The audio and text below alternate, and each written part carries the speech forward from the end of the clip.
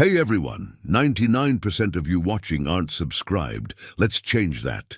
Hit that subscribe button, and at 1,000 subscribers, we'll drop special stories just for you. The war ended at 1437 local cycle time. No explosion marked the moment. No final barrage lit the sky.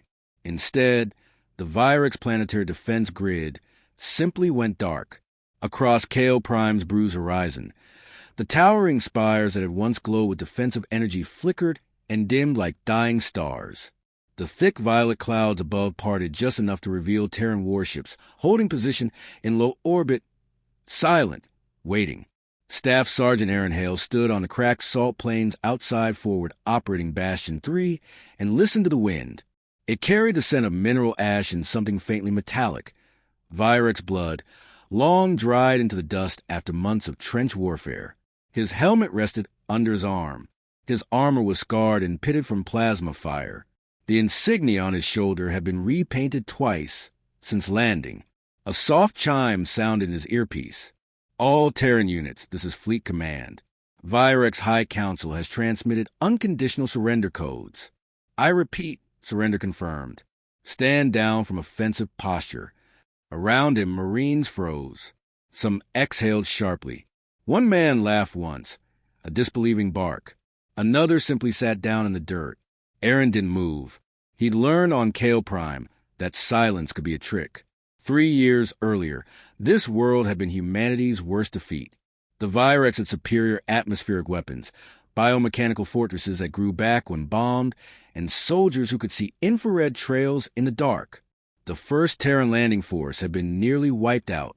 Aaron had been part of the reinforcement wave. He remembered stepping off the dropship into knee-deep marsh sludge under artillery fire. He remembered dragging Private Elson behind a shattered Virex obelisk while the sky burned green overhead. Elson never made a home. Aaron closed his eyes briefly. The war hadn't been clean. It hadn't been heroic. It had been slow, grinding, and ugly. Humanity adapted, as it always did. Engineers studied captured biotech. Scientists cracked Virex shield harmonics. Soldiers learned their patrol rhythms. And now, somehow, the unbreakable world had bent. A transport skimmed low across the plain, kicking up spirals of pale dust. A diplomatic banner shimmered along its hull. Terran blue crossed with Virex gold. Aaron's comm clicked again. Sergeant Hale, report to Surrender Pavilion immediately. You've been requested by name. He frowned. Requested by who? Virex High Council delegation. That made even less sense. Still, orders were orders. The pavilion. The surrender site stood where the heaviest fighting had once raged, a neutral zone carved out between former trench lines. The Virex didn't build like humans. The pavilion wasn't assembled. It had been grown overnight. Translucent membranes arched upward like the inside of a living lung, reinforced by crystalline ribs that refracted light into soft amber patterns. The structure pulsed faintly, as though it had a heartbeat. Aaron stepped inside. The air was warmer than outside, humid and thick, tailored to Virex biology. 3 members of the High Council waited at the far end of the chamber. They were taller than average Virex, their elongated skulls adorned with ceremonial latticework that shimmered faintly beneath the membrane ceiling. Between them floated a Terra-made translator drone, its lens blinking softly. The eldest counselor inclined its head. Staff Sergeant Aaron Hale of the Terra Marine Expeditionary Forces. The drone rendered the voice in comm, measured English. Aaron gave a minimal nod. That's me. You are recorded as participating in the defense breach of Spire Delta 7. That's classified. It was decisive. Aaron said nothing. The counselor continued. In accordance with Virex capitulation rights, we honor adversaries who demonstrate resilience and tactical evolution. You are designated as one such adversary. Aaron had a bad feeling about where this was going. The counselor extended one long, 4-fingered hand. The membrane wall behind them rippled and slowly peeled back. Under our tradition, the elder said, victorious champions may claim recompense. The word felt wrong. Define recompense, Aaron said flatly. The drone hummed. A companion. One of our daughters. She will be bonded to your household. Fed, housed, protected. She will offer loyalty and cultural exchange. Aaron's jaw tightened. This wasn't mentioned in the surrender briefings. 6 figures stepped forward. The line, they were all Virex females. That much was clear by the softer ridge patterns along their necks and the faint luminescent markings across their arms. 5 of them were slender, their posture flawless. Their movements were slow and deliberate, trained. Their bioluminescent cheek markings shimmered subtly, likely enhanced for presentation. They did not meet Aaron's eyes. The 6th stood at the far end. She was broader through the shoulders and hips, her torso layered with soft folds of protective subdermal tissue common to marsh-dwelling Virex. Her breathing was slightly heavier from the short walk-in. Her ceremonial sash sat awkwardly across her frame, as though it had not been tailored carefully. Unlike the others, she looked directly at him, not seductively, not pleading, just directly. Her amber eyes were sharp, intelligent, and braced for disappointment. Aaron's chest tightened. He'd seen that look before. New recruits who thought they wouldn't be picked for specialist units. Kids back home who were always chosen last in schoolyard games. Soldiers passed over for promotion because they didn't fit command's polished image. The elder counselor gestured. Choose. The word echoed softly in the organic chamber. Aaron's mind raced. This wasn't a gift. It was a test, a display, a cultural ritual designed to preserve Virex pride even in defeat. Give the conqueror something beautiful, something enviable, something that says we still offer value. His gaze drifted back to the last girl. She shifted her weight. One of the slender females subtly angled her body forward, luminescence brightening. Aaron suddenly felt exhausted.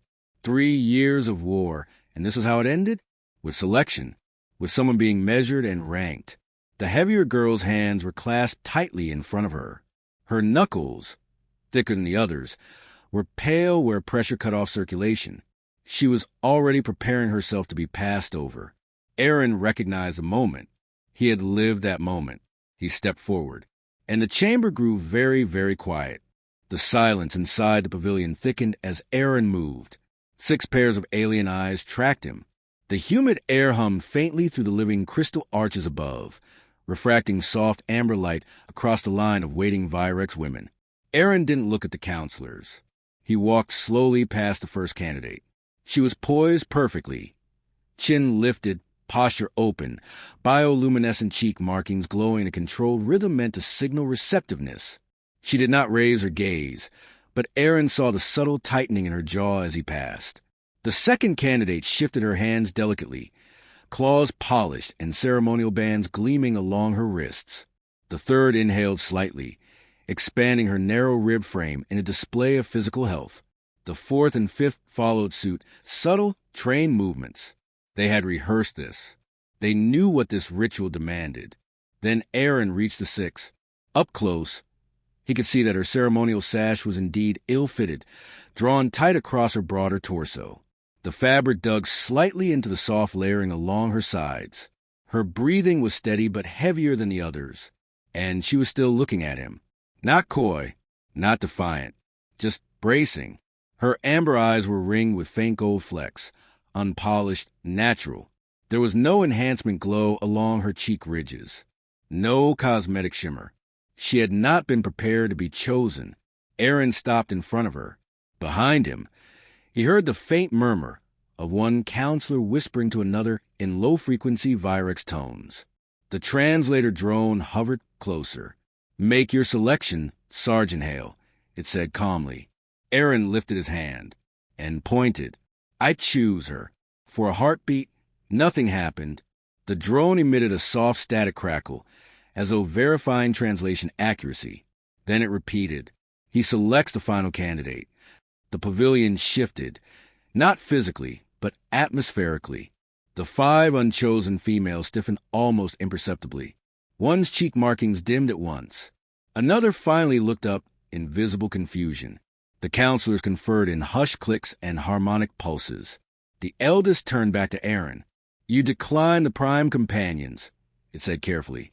Aaron kept his eyes on the girl in front of him. "Yeah." The girl blinked.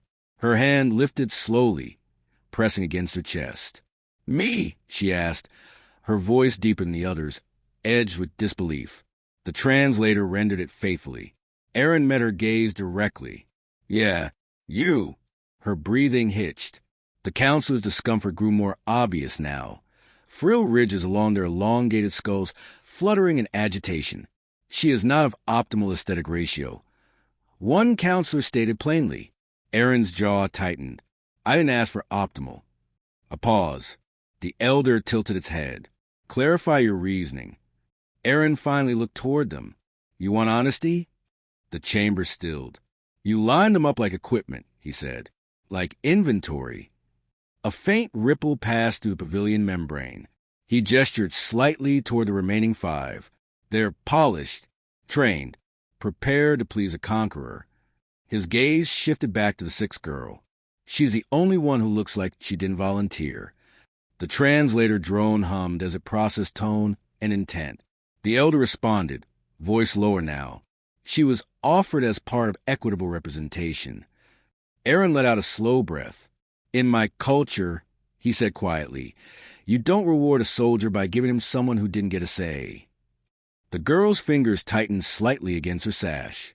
The counselors exchanged another series of harmonic whispers. Finally, the elder inclined its head. "So recorded. The selection is binding." The 5 unchosen females were guided away through the membrane opening. None protested. None looked back. The chamber felt emptier instantly. Only Erin and the chosen girl remained before the council. The elder spoke again. "You assume full responsibility for her integration and welfare under Terran jurisdiction." "I do," Erin said. The elder turned to the girl. "You are reassigned to Terran custody. You will uphold dignity of the Virex." Her throat worked before she answered. "Yes, counselor." Erin noticed her voice tremble, not with fear alone, but with something else. Relief. Outside the pavilion, the Kale-primed sky had shifted toward dusk, violet clouds deepening into indigo. Terran dropships hovered in control patterns overhead as reconstruction teams moved in. Erin walked beside her in silence. Up close, he realized she was slightly shorter than him, but significantly sturdier in build. Her gait was careful, as though she expected at any moment to be told this was a mistake. After several steps, she spoke. "My designation is Luma." The translator rendered her words through Erin's wrist unit now. He nodded. "Erin." She repeated it carefully. "Aron." He smiled faintly. "Close enough." They reached a temporary Terran transport. Before boarding, Luma hesitated. "You will not resell me?" she asked quietly. Erin froze. "Resell you?" "Transfer companions are often exchanged among victorious houses," she explained, "to improve alliances." Something cold settled in Erin's stomach. "No," he said firmly. "That's not happening." She searched his face, trying to gauge truth. "You are dissatisfied with your selection?" she asked cautiously. He almost laughed, not because it was funny, but because of the absurdity. "No," he said. "I made my choice." She seemed unable to process that sentence fully. The barracks reaction. Word spread fast. By the time Erin stepped into the Terran staging area with Luma at his side, conversation stopped mid-sentence. Corporal Diaz approached first. Helmet tucked under his arm, eyebrows nearly reaching his hairline. "Tell me that's not your reward." Erin shot him a look. "Watch it." Diaz lowered his voice. "You could have had any of them, man." They were practically glowing. Erin's expression didn't change. "She wasn't," he said. Diaz glanced at Luma, who stood quietly a few steps back, clearly aware she was being discussed even if she couldn't catch every word. "That's the point," Erin continued. Diaz frowned. "I don't get it." Erin turned fully toward him. "You remember Beckett?" Diaz's expression shifted immediately. "Yeah. Last draft cycle before the war," Erin said. "Didn't pass aesthetic standards for officer track. Too stocky. Not command material." Diaz winced. "Beckett saved half of Delta Squad." "Exactly." Erin glanced back at Luma. "She's not decorative. She's not polished. Which means she probably hasn't spent her life being told she's valuable." He looked back at Diaz. I'm not interested in rewarding myself with someone society already favors. Diaz studied him for a long moment. You're serious? Yeah. After a beat, Diaz gave a slow nod. Damn, hell. That night, Luma was given temporary quarters, a converted officer cabin. Aaron stood awkwardly near the doorway as she examined the space. The room was small but clean. 2 bunks, a storage locker, a narrow viewport showing the darkening horizon. She ran her fingers across the edge of the bunk mattress, pressing experimentally. You are displeased? She asked. No, you have not approached me. It took him a second to understand. Realization dawned, slow and heavy. You think I picked you for... He trailed off. She looked down. That is the function. Aaron stepped further into the room, careful to keep distance. Luma, he said gently, you're not property. She didn't respond. In my culture, he continued, if someone lives in your house, it's because you both agree to it. She blinked. You agree? She asked uncertainly. I chose you, he said. That doesn't mean you don't get a choice now. Silence stretched between them. Finally, in a voice barely above a whisper, she asked, Why? There it was, the real question. Aaron leaned back against the wall, exhaling slowly. Because you were the only one who looked real. Her eyes lifted to meet his. You look like someone who's been overlooked, he said quietly. And I've seen enough of that in this galaxy. Her breathing wavered. No one has ever selected me, she admitted. Aaron gave a small, tired smile. Yeah, he said softly. I figured. The ship engines roared to life outside as the carrier prepared to lift from Kale Prime for the first time since the invasion. Inside that small cabin, something shifted. Not ownership, not obligation. Recognition. And for the first time since the war began, Aaron felt like he had made a decision that wasn't about strategy or survival. It was about choice. The Terran carrier Resolute Dawn left Kale Prime under heavy escort. No celebration accompanied the departure. No music played across comm channels. The war had ended, but the wounds were still fresh, and not only human ones. Luma stood near the viewport during ascent. Kale Prime shrank beneath them. A scarred world of marshlands and fractured plains, its once glowing spires dimmed to cold silhouettes. From orbit, the destruction looked almost abstract, beautiful in its geometry. Aaron stood a few steps behind her. You miss it? He asked. She considered the question carefully. It is my world, she said at last. It is also where my brood brother fell. Aaron nodded. I'm sorry. She glanced back at him, puzzled. You did not kill him. That doesn't mean I didn't kill someone else's. That answer seemed to settle into her differently. For the first time, she began to understand something important. Humans carried war long after it ended. The first weeks, life aboard a Terran military vessel was an assault on Virex senses. The air was drier, the lighting harsher, the corridors narrower. Luma moved cautiously at first, careful not to brush against walls or personnel. Her broader frame required constant spatial awareness.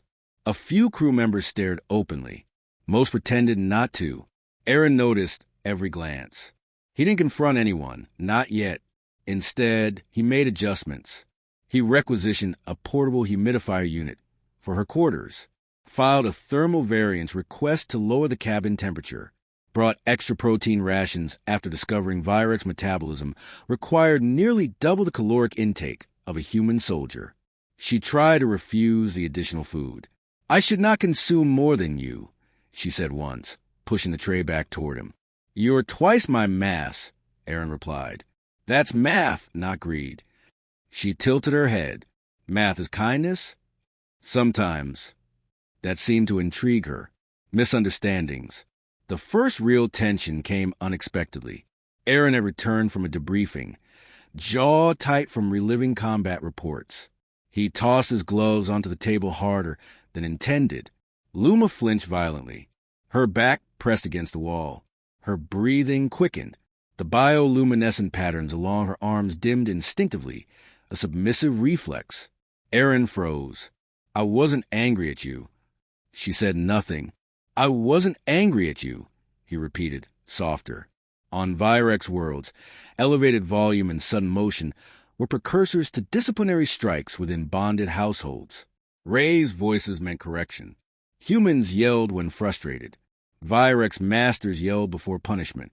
Aaron stepped back deliberately, lowering himself into a seated position to appear smaller. "I need you to understand something," he said carefully. "I don't own you." She looked confused again, not resistant, just uncomprehending. "That is how transfer works," she replied quietly.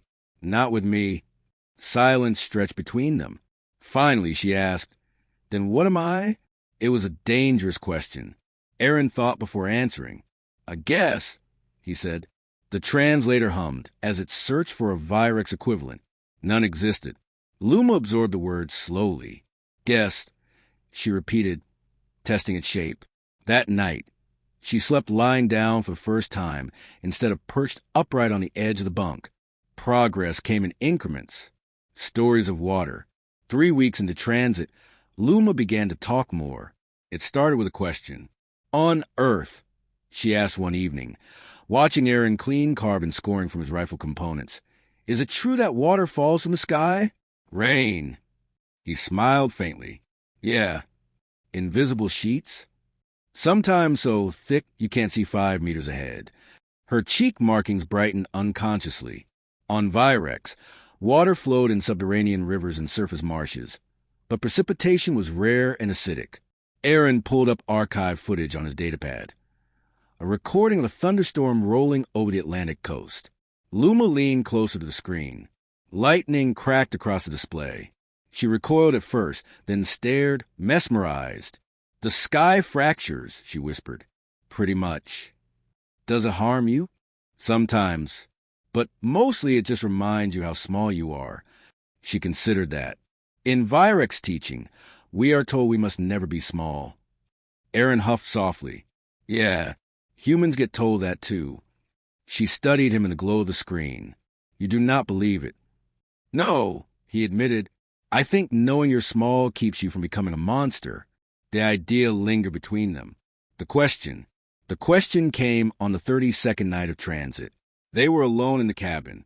The ship hummed steadily through slip space. Aaron sat on the lower bunk, reviewing discharge options on his tablet. Luma watched him for a long time before speaking. "Why me?" He didn't look up at first. "You've asked that before." "I require full understanding." He set the tablet aside. "Okay." She sat opposite him, posture careful but no longer rigid. "In Virex society," she began, "mass correlates to marsh adaptation. It is practical, but in urban castes, lower mass is equated with refinement, with control." Aaron listened quietly. "My brood clutch was advanced to council districts," she continued. "My siblings reduced mass through ration discipline. I did not." "You weren't built for it," Aaron said. She blinked. "Built. Your body's designed for colder wetlands. Subdermal layering keeps you insulated. It's not excess, it's adaptation." She stared at him. "No one has described it that way." He shrugged slightly. "Back home, people call that stuff too much." "But too much compared to what?" "A standard made for somebody else." Her breathing deepened. "You saw utility," she said slowly. "I saw someone who didn't fit the mold," he corrected. She hesitated, then asked quietly, "Is that why you joined your military?" That one hit harder than expected. Aaron leaned back against the wall. "I joined because I didn't fit anywhere else." The confession hung in the air. "War does not require fitting," she observed. "No," he agreed. "War just requires surviving." They sat in silence. Then she said it. "No one has ever chosen me." He met her eyes. "I know." Her next words were softer. "I believe selection tonight would be for humiliation, a gesture of pity." It wasn't. She searched his face for deception. What was it? Aaron took a breath. It was refusal. She tilted her head. "I refuse to end a war by pretending worth is measured by symmetry." The translator processed carefully. Luma's bioluminescent markings brightened along her arms, not in submission this time, but in something warmer, understanding, a new definition. By the time Resolute Dawn neared Terran space, Luma walked the corridors with less hesitation. Crew members began adjusting too. Small things at first. A widened berth in the mess hall. A technician installing moisture panels without being asked. Exposure reshaped perception. One afternoon, Aaron returned to find Luma reviewing Terran ecological databases. "You are studying?" he asked. "I am comparing marsh biomes," she replied. "Your northern continents contain suitable environments. You thinking of visiting?" She looked at him carefully. "You said I am a guest." He nodded. "Guests may choose to remain," she said. He smiled faintly. "Yeah, they can." For the first time since Kale Prime, Aaron felt something shift inside his chest. Not the way of command, not the ache of loss. Possibility. The war had been about domination. But this was about learning. And somewhere between rainstorms and marshlands, between soldier and survivor, something entirely new was forming. Not ownership, not obligation. Choice. Earth did not look like Kale Prime. As Resolute Dawn entered Terran orbit, blue dominated the viewport. Endless oceans, swirling white cloud systems, continents veined with green. Light reflected off cities like scattered constellations. Luma stood still for a long time. "The sky is alive," she whispered. Aaron leaned beside her. "Wait until you see it from the ground." Arrival. They disembarked at North Atlantic Transitional Port, a military-civilian integration hub built along a rugged stretch of coastline. Cold air rolled in from the sea, sharp and clean. Luma inhaled deeply. The temperature suited her immediately. Her shoulders relaxed. The faint bioluminescent patterns along her arms brightened in what Aaron had come to recognize as comfort. Still, the stairs began almost at once. Humans slowed mid-step. Conversations dipped. Children pointed before parents gently pulled their hands down. Luma noticed. Her posture tightened. Aaron didn't move closer possessively. He didn't shield her. Instead, he walked beside her at equal pace, visible, calm, unbothered. That mattered more. Adjustment. Aaron declined his extended combat bonus and accepted reassignment to cultural reconstruction and veteran reintegration services. It paid less. It mattered more. They relocated north along the coast to a smaller settlement where fog rolled over pine forests and cold marshlands stretched inland. For the first time since leaving her world, Luma stood in wetlands that felt familiar. She removed her boots and stepped into shallow water. Aaron watched as she closed her eyes. "This," she said softly, "is home-shaped. Not home, but shaped like it." Within weeks, xenobiologists from Terra universities requested consultations. Virex ecological systems were complex, symbiotic, layered, efficient. Luma explained nutrient cycling patterns no Terran scientist had fully mapped yet. She spoke hesitantly at first, then with authority, then with confidence. Her mass, once a source of quiet dismissal in council districts, became an advantage in field research. She could withstand cold exposure longer, navigate unstable marsh ground more safely. Practicality replaced aesthetics, and people began listening. The incident. Not everyone adjusted so easily. One afternoon in town, a group of discharged soldiers sat outside a cafe. One of them muttered loudly enough to be heard. "Guy fights a whole war, and that's what he brings home." The laughter was low, but sharp. Luma heard it. Her bioluminescence dimmed. Aaron stopped walking. He turned, not aggressively, not theatrically, just directly. "You got something to say it," he called calmly. The soldier shrugged. "Just thought heroes aim higher." The old Aaron, the battlefield Aaron, would have stepped forward. Instead, he asked, "Higher than what?" The soldier gestured vaguely toward Luma. Aaron studied him for a moment. "You know what I learned on Kale Prime?" he said evenly. "The galaxy's full of people who think value comes in one shape." No one laughed now. "I'm done fighting for that idea." Silence lingered. Aaron didn't wait for apology. He turned back and continued walking. Beside him, Luma's glow slowly returned. "You did not strike him," she observed. "No," Aaron said. "I fought enough. The real reason. It happened on the anniversary of the surrender." They stood on a cliff overlooking the Atlantic. The sky was gray, wind steady. Waves struck rock in rhythmic bursts below. Luma had grown stronger in this year. Not physically, though she was that too, but internally. She walked without shrinking. She spoke without waiting for permission. Still, one question remained. She turned to him. "I believe I understand much," she said, "but not all." Aaron glanced at her. "The day of selection," she continued, "you said I was real, that you refused symmetry." "Yes, that is philosophy." She paused. "But not emotion." He looked back at the sea. Wind pulled at his jacket. "You're right." He took a slow breath. "When I was 17, I tried out for officer prep." She waited. "Didn't make it," he said. "Not because of test scores. Not because of performance." "Why?" He gave a faint, humorless smile. "Didn't present command presence. Too lean. Too quiet. Not impressive enough." Luma's brow ridges lowered slightly. "So you enlisted?" "Yeah." He kicked a small stone off the cliff's edge. "I spent years proving I was useful, valuable, worth keeping around." The wind filled the silence between them. "When they lined you up," he continued, "I saw that same look, the one that says you already expect to be overlooked." Her breathing slowed. "I didn't choose you out of pity," he said firmly.